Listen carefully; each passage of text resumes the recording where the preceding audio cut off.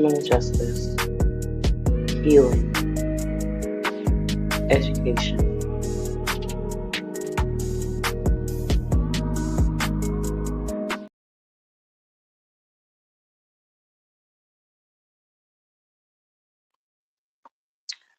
Good morning, afternoon, evening, however and whenever you are watching. You guys should know me by now, but if you don't, my name is Holly Cisa.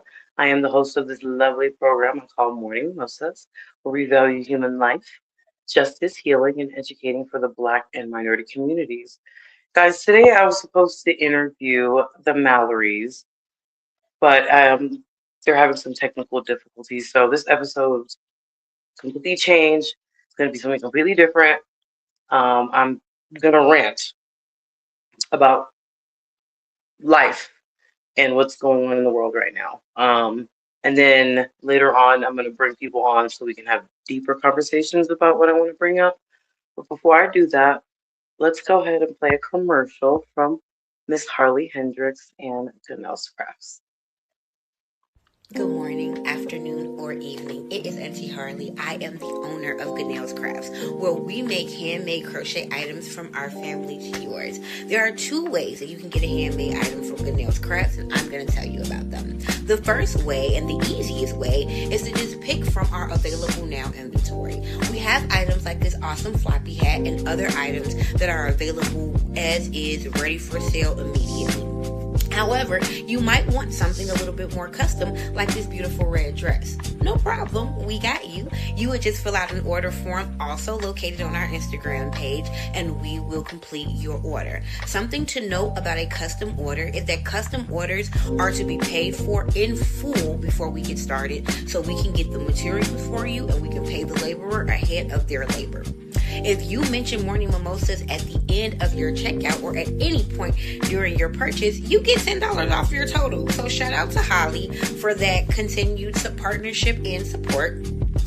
If you want to place an order with Ganelle's Crafts, we are open year round. There are only 2 months of the year where we do not take orders. July, because me, the owner, that's my birthday, and December, where we honor our fallen sister and the name of our company, Ganelle Crafts.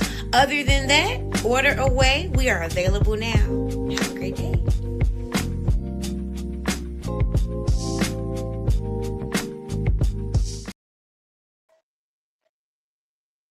Guys, that is Danelle Crafts and Harley Hendricks.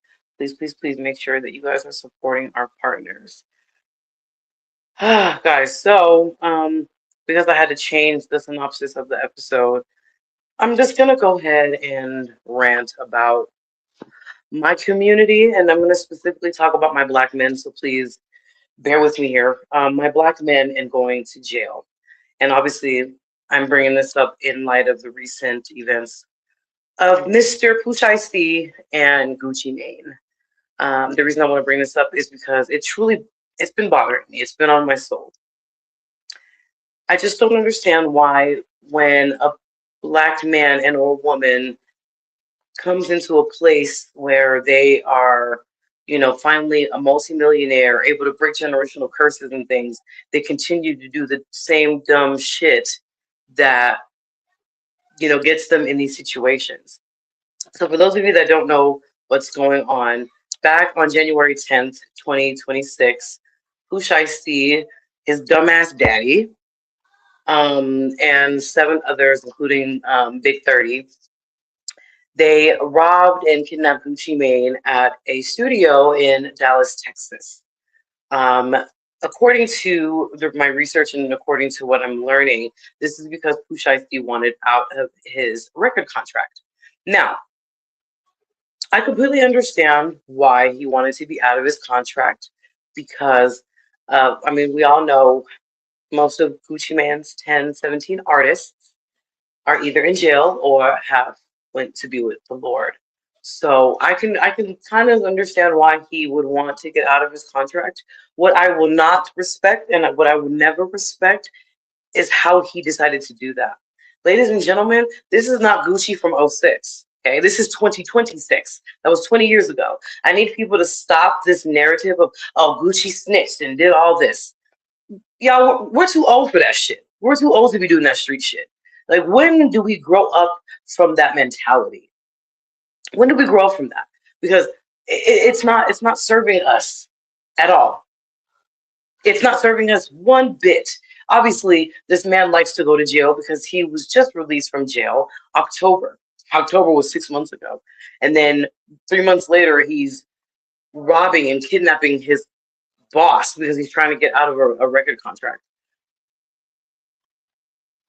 My fellow people, please, we've got to get out of this street gangsterism mentality, because it doesn't serve us anymore. Once we are able to get ourselves out of generational curses and get us out of poverty and get us out of these things, we should be moving forward, not backwards. And then on top of that, just based on everything I've seen, there was 2 people there that had ankle monitors, okay? And then the other parts of the crew took a Greyhound. You should have just wrote on your forehead, "I kidnapped and robbed Gucci Mane," like on your forehead. I mean, I don't understand how people can be so fucking reckless. Like, do people not care about their lives? And I'm speaking in general. When people love this mentality of going to prison, like, what is up with this prison lifestyle? Like, why do, especially men, is there a reason why certain men like going back to jail? Trust me, I'm a criminal justice student, so I understand like recidivism and all that other stuff. Sometimes there's circumstances that make certain people go back, but I'm just talking about when you finally have an out, you're given an out, and you don't take it. I'm just very much confused. Now, the next thing I'm going to bring up is Pooh Shiesty's father, who is senior, because they're junior and senior. What kind of father who was in the streets would continue that generational curse to his children? Your son made it and was a multimillionaire. Why didn't you tell your son, "Hey, son, I did this street shit, and it's not all it's cracked up to be. Maybe let's move in a different direction. Maybe let's bring in the lawyers. Let's, figure this thing out." But no, what did this father do? He went along and also helped plan the shenanigans with his son. Guys, I'm bringing this to you today from a different perspective because I am so tired of our community doing dumb shit like this. This definitely could have went a different way. And then I think I mentioned it earlier in the episode when I was talking about snitching. I think I may have mentioned that, and if I didn't, I'm going to bring it up now. Yo, when do we finally just say that and everything is not considered snitching? First and foremost, they robbed and kidnapped that man. First and foremost, he had every right. And y'all gonna hate me for this. He had every right to go to the fence. Every right. Even if he didn't. I'm not saying he snitched because I don't think he did, honestly. 2 ankle monitors there, Greyhound evidence, cameras in the studio, bam. Like I said, they literally gave this case to the feds on a silver platter. Guys, we literally have to stop this mentality. I've been on TikTok. I'm going to say maybe kind of obsessing over this because I'm just really confused on why somebody would get out of federal prison and then want to go back to federal prison less than a year later. Like, I'm just so confused on why is it that when we're given an out, people want to stay stagnant. They don't want to grow. I'm so confused on why we still have this mentality. But guys, I'm telling you, on a different episode, I'm going to bring people on here. I'm going to bring different men on here to talk about this mindset of going back to jail, recidivism. It's absolutely ridiculous, guys. Like, if you are given a 5-year sentence and you do 3 of the 5, you're given another chance to do right. Why is it that certain people just can't get it right? They just can't get it right. I am completely appalled that people don't take the opportunities to mend their mistakes and come out a better person. Now, I'm going to mention Gucci Mane for a second. We all know that man is East Atlanta. We all, all of that. We all know about his past and everything else. But there's this big thing called what is this? Something that people lack. Growth. Ah, is that such a surprising thing that he wanted to grow and not continue to be in the street life? I'm so confused on how they thought that was going to be the thing that, oh yeah, I'm going to get out of this contract by having a loaded pew pew um, to your boss's head. And you thought that this is just going to go quietly. Everybody's just going to, no, sir. And then to everybody else who was mentioning, oh, this happened in January. Why are we just not hearing about it? There was tidbits that was being put out there in these last few months. But obviously, they were gathering evidence. Hello, I don't know if you guys know how investigations work. They were gathering evidence. They were talking to witnesses, and they were putting things together. You guys think that people can just arrest someone just right away? No. They're being smart. Investigate, gather evidence, speak to the witnesses, do a thorough investigation, and then you arrest. Okay? So that's why they're getting arrested now, because they gathered all the evidence. Guys, they had to access the ankle monitors. They had to access the cameras. You guys know that they need warrants and things of that nature for that. Some of those things take time. Some of them are quick. It just depends. But here we are today. Today being April 4th, 2026. Here we are on this lovely, lovely day. And now we're sitting here talking about how a young man ruined his life and how his father also led him astray. Guys, that part, I really, really, really want to emphasize that, excuse me. Why is it that, and I'm going to talk to the generation before me. So I'm a millennial. So the generation before mine is who I'm going to be speaking to. How is it that you guys have led us and the generation after us such astray? And I'm talking about parents born in the 60s, 70s here, and maybe 80s. Well, no, 60s and 70s. I just don't understand how you guys have led our generation and generation after us such astray. How can a father who loves his kids lead his son just down just the wrong path? I don't get it. I do not understand this. I am very much confused. But I guess I'm going to be confused because I had a conversation with one of my really good guy friends, and he told me that I will never understand it. And I have this obsession of I want to understand this because I want to be able to help other young men, because like I said, this is mostly a young men thing. I want to prevent other young men from thinking that prison is the pipeline. Like, I don't understand. Like, I think you guys remember, what is that, the prison to school pipeline or school to prison pipeline? Like, like, when do we as a community just finally put our feet down and say, okay, this is enough.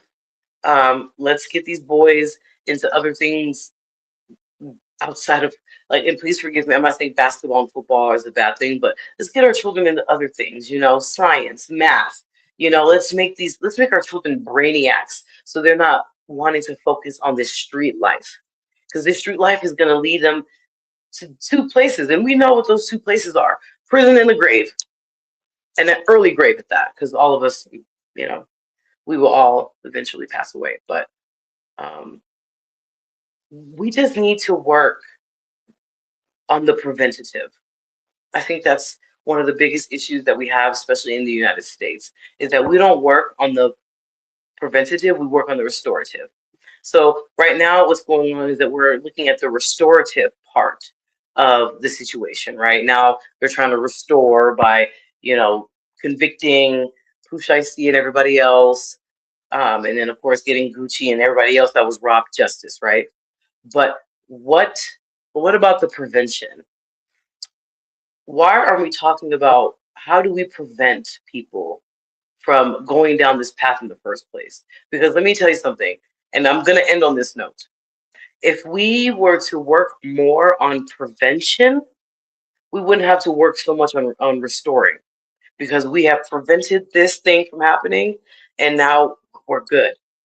But since we don't work on prevention and we focus more on the restorative, we're always going to see this problem. And that's where I come in, and that's where many other people come in. We want to work on the preventative, so we're not focused on the restorative, because we're always trying to restore when we could have just prevented something from happening in the first place. Guys, I'm going to get out of here. I just really wanted to talk about this situation. I hope you guys got something out of this. The moral of the story, and there's multiple in this story, always make sure you know what you're signing as far as whatever contract you're in. Make sure you know what you're getting yourself into.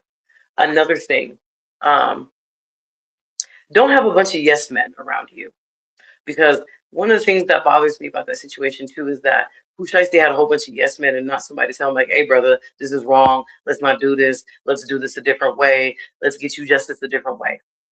That's not what happened. They decided to do the foolishness. And the third thing, parents, what's going on here? We need to start leading our children in the direction of the light. A lot of people I'm starting to see are leading their children towards darkness. And it's very, very frustrating. Parents, we are what God sent to guide our children. So we need to make sure that we are continuously the example for them. And this case will show you that not everybody's meant to be a parent, and not everybody's meant to harbor the success that Pooh Shiesty has gotten. And that man has committed multiple crimes, by the way. So no, I'm not even going to get started on that. But it's absolutely disgusting. Obviously, right now we're in the restoring part because now he's going back to jail. His parole will be void, and he's going to have to serve the rest of his sentence for the gun charge in Miami. And then he's going to face more time for, excuse me, the robbery and kidnapping that he did in Texas. Oh, I mean, he did that in Texas. Like, I believe in Texas, and kidnapping, the maximum is life. So just threw your lives away when you could have did things differently. But I digress. But guys, you guys should know me by now, but if you don't, my name is Holly Cisa. This is Morning Mimosas, where we value human life, justice, healing, and education for the Black and minority communities. Until next time, see you later.